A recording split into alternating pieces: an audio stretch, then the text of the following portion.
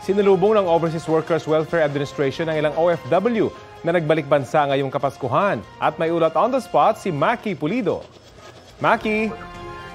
Alam mo, Rafi, dahil may mga baong malulungkot na karanasan sa pagtatrabaho abroad, tuwing Pasko may salubong ang OWA sa mga kababayan nating OFW sa airport. Ang salubong ngayong taon nagsimula kahapon. Ang sabi ng mga taga-OWA, halos lahat ng mga flights na maraming sakay na OFW, karaniwan galing ng Middle East, ay sinasalubong nila sa airport. Paglabas pa lang ng tube, may kumakanta ng choir. Ang OWA staff at staff ng ilang pribadong kumpanya inabutan ang mga OFW ng gift packs.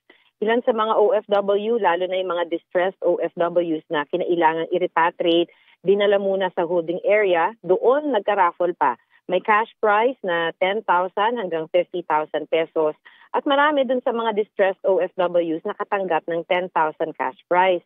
Ang sabi ni Arnel Ignacio, ang Deputy Director ng OWA, marami sa mga OFW matagal nang hindi nakapagpasko sa Pilipinas, kaya gusto ng OWA na paglabas pa lang ng eroplano, may paramdam na sa kanila ang Paskong Pinoy. Rafi?